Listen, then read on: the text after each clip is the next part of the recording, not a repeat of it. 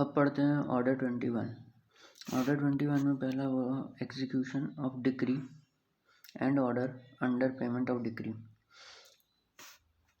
तो जब भी पेमेंट किया जा रहा है डिक्री के अंतर्गत या ऑर्डर के अंतर्गत, तो यहाँ पे जो execution of decree and order, ये ऑर्डर 21 की हेडिंग है।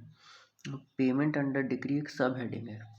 पेमेंट अंडर डिक्री मतलब डिक्री के अंदर जो पेमेंट करने के लिए बोला गया है वो। उसके बाद इसमें रूल 1 में आता है, तो रूल 1 में बोला है कि mode of paying money under decree, all money payable under decree shall be paid as follows. तो पहला बोला है डिपॉजिट इनटू कोर्ट, या तो आप कोर्ट में डिपॉजिट कर दें। किस कोर्ट में डिपॉजिट करें, तो बता दिए कि जो कोर्ट एग्जीक्यूट कर रहा है डिग्री उस कोर्ट में डिपॉजिट करें। और send to that court by postal money order और through a bank. Postal money order के थ्रू आप सेंड भी कर सकते हैं। तो ये 2 हो गया ए में। उसके बाद आते हैं बी में, out of the court to the decree holder. आप डिक्री होल्डर को डायरेक्ट दे सकते हैं बाय पोस्टल मनी ऑर्डर और थ्रू अ बैंक और बाय एनी अदर मोड। उसके बाद सी में आते हैं, अदरवाइज कौन सा कोड डायरेक्ट कर रहा है, जिसने डिक्री बनाई है वो डायरेक्ट करे। अदरवाइज में यहाँ पे जो एग्जीक्यूट करा रहा है उस कोर्ट में आपको डिपॉजिट करना है या बाय पोस्टल मनी ऑर्डर आपको भेजना है। इसके बाद इसका क्लॉज 2 में आते हैं अपन। तो क्लॉज 2 ये बोलता है ए और सी इसमें आपको नोटिस देना होगा डिक्री होल्डर को, आइदर थ्रू कोर्ट, या तो कोर्ट के थ्रू दें या डायरेक्टली आप रजिस्टर्ड पोस्ट से उसको अपना नोटिस दें। किस बात का नोटिस है कि भाई मैंने कोर्ट में डिपॉजिट कर दिया है या फिर जो कोर्ट ने बताया मैं वैसे पेमेंट कर चुका हूँ, इस बात का नोटिस आपको डिक्री होल्डर को देना होगा। उसके बाद क्लॉज 3 में आते हैं।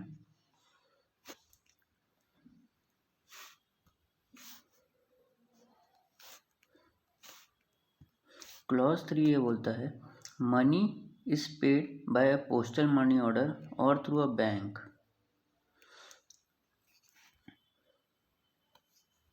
ए और बी इन दोनों में क्लॉज 3 जब अप्लाई हो रहा है, अगर आप मनी को पोस्टल मनी ऑर्डर से दे रहे हैं या बैंक के थ्रू दे रहे हैं, तब आपको उसमें स्टेट एक्यूरेटली, मतलब अपना कुछ चीज़ों को आपको बताना होगा, जैसे number of original suit, name of parties, money remitted is so to be adjusted, number of execution, case of the court, name and address of the payer, ये आपको बताना होगा।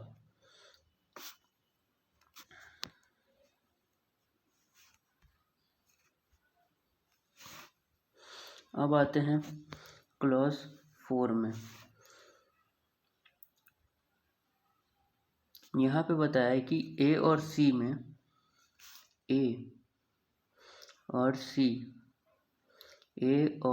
में अगर कोई इंटरेस्ट, जैसे एक प्रिंसिपल अमाउंट है उसमें इंटरेस्ट जुड़ा हुआ है, और इंटरेस्ट कब तक देना होता है, जब तक अगर ए और सी का क्लॉज है, मतलब आप डिपॉजिट कर रहे हैं कोर्ट में या तो फिर आप जैसा कोर्ट डायरेक्ट कर रहा है वैसे, तब जो इंटरेस्ट है वो ख़त्म माना जाएगा। मतलब इंटरेस्ट इसके बाद आपको नहीं देना होगा। किसके बाद नहीं देना होगा, cease to run from the date of service of notice. मतलब जो क्लॉज 2 में आपने नोटिस दे दिया है, क्लॉज 2 का जो नोटिस आपने दे दिया डिग्री होल्डर को, उसके बाद ये जो आपका इंटरेस्ट है उसमें आपको जिस दिन से आपने नोटिस दे दिया उसके बाद आपका इंटरेस्ट काउंट होना बंद हो जाएगा। उसके बाद आते हैं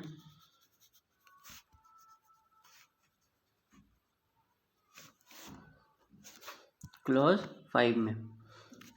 ये जो बी पोर्शन है जिसमें डिक्री होल्डर को आप direct by postal money order के थ्रू पेमेंट कर रहे हैं, इसमें जो इंटरेस्ट है, जैसे मैंने अभी बताया था, प्रिंसिपल मनी प्लस इंटरेस्ट। तो जो इंटरेस्ट है वो कब सीज होगा बी में, जब आप डायरेक्ट पेमेंट कर रहे हैं डिक्री होल्डर को, तो वो from the date of such payment, जिस दिन आप पे कर देंगे उस दिन से आपका इंटरेस्ट ख़त्म हो जाएगा। मतलब डिक्री होल्डर को जिस दिन आप पे करेंगे उसके बाद आपका इंटरेस्ट नहीं लगेगा, ये तो स्वाभाविक बात है। Rule 2, payment out of court to decree holder. हमने रूल 1 में पढ़ा था यहाँ क्लॉज बी में कि आउट ऑफ कोर्ट आप पेमेंट कर सकते हो डिक्री होल्डर को।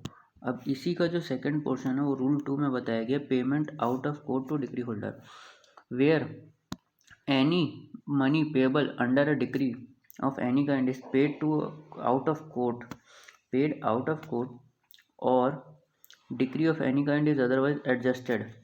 जो मनी पेबल है डिक्री के अंतर्गत वो आउट ऑफ कोर्ट पे किया गया है या तो फिर किसी अदर काइंड में, जैसे कि लिखा हुआ है डिक्री में, इन होल या फिर in part, to the satisfaction of decree holder. Satisfaction किसका? डिक्री होल्डर का।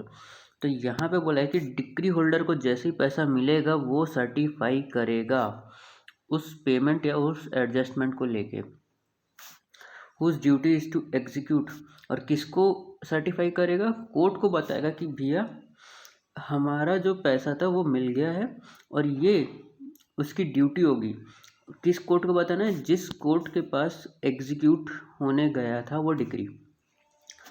तो डिक्री होल्डर सर्टिफाई करेगा, किसको बताएगा? तो जो कोर्ट एग्जीक्यूट कर रहा है उसको बताएगा। Clause 2, judgment debtor. Judgment debtor, और अगर ये जो डिक्री होल्डर ऐसा नहीं करता है तब हम क्लॉज 2 में आते हैं। क्लॉज 2 में बोला गया जजमेंट डेप्टर या any person who become surety of judgment debtor, या फिर उसका कोई श्योरिटी हो, जजमेंट डेप्टर या उसका श्योरिटी अप्लाई करेंगे, may also inform the court of such payment और adjustment of such payment or adjustment and apply to court to issue a notice to decree holder to show cause on the day fixed to the court why such payment or adjustment should not be recorded as certified। अगर वो certify नहीं करता है तो surety या फिर judgement debtor दोनों में से कोई भी अप्लाई करेगा कोर्ट में और बताएगा, ये बोलेगा कोर्ट को कि भैया कि इसने डिक्री होल्डर ने क्यों नहीं बताया है अभी तक कि उसको पेमेंट मिल चुका है, क्यों सर्टिफाई नहीं किया है अभी तक। ये कौन अप्लाई कर सकता है? जजमेंट डेप्टर या फिर उसके श्योरिटी। उसके बाद आते हैं क्लॉज 2A में।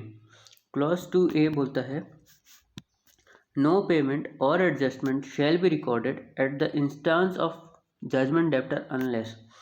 कोई भी पेमेंट या फिर एडजस्टमेंट रिकॉर्ड में नहीं ली जाएगी जजमेंट डेप्टर की अनलेस, कब तक हम ये मानेंगे कि जजमेंट डेप्टर ने पे नहीं किया है?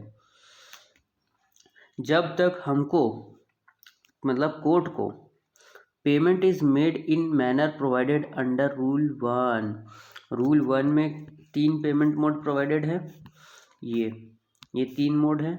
आप डिपॉजिट कर सकते हो कोर्ट में, आप आउट ऑफ कोर्ट दे सकते हो या अदरवाइज दे सकते हो। ये 3 मोड के अंतर्गत पेमेंट हो गई है तो हम कोर्ट मान लेगा कि पेमेंट हो गई है। दूसरा बोला है पेमेंट और adjustment is prove to by documentary evidence. ये क्वेश्चन पूछा जा सकता है कि जो पेमेंट की गई है अंडर अ डिक्री उसके लिए आप क्या ओरल एविडेंस दे सकते हैं, क्या हम डॉक्यूमेंट्री एविडेंस दे सकते हैं, या हम दोनों दे सकते हैं। तो आपको सिर्फ और सिर्फ डॉक्यूमेंट्री एविडेंस को ही आंसर लेना होगा, क्योंकि बेयर एक्ट में सिर्फ और सिर्फ डॉक्यूमेंट्री एविडेंस ही बताया गया है। उसके बाद आते हैं पेमेंट और एडजस्टमेंट इज एडमिटेड। पेमेंट या फिर एडजस्टमेंट को सामने वाले मतलब डिक्री होल्डर ने डिग्री होल्डर ने अगर एडमिट कर लिया है, एडमिशन दिया हुआ है section 17 of Indian evidence act और साथ ही साथ सेक्शन 58 एविडेंस एक्ट का, इंडियन एविडेंस एक्ट का, ये बोलता है कि जो फैक्ट एडमिटेड हो गए उसको प्रूफ करने की ज़रूरत नहीं है। तो अब अपन यहाँ पे पढ़ते हैं कि जो फैक्ट मतलब जो अगर डिग्री होल्डर ने एडमिट कर लिया तो कोई दिक्कत ही नहीं। फिर उसके बाद आते हैं अ पेमेंट और adjustment which has not been certified और recorded shall not be recognised by the court executing the decree. मतलब ना तो जब तक पेमेंट या फिर एडजस्टमेंट डिग्री होल्डर के द्वारा सर्टिफाई नहीं कर दी जाएगी तब तक हम कोर्ट ये नहीं मान के चलेगा, रिकॉर्ड में नहीं लेगा कि उस जजमेंट डेप्टर ने पेमेंट कर दिया है। ये क्लॉज 3 बोलता है।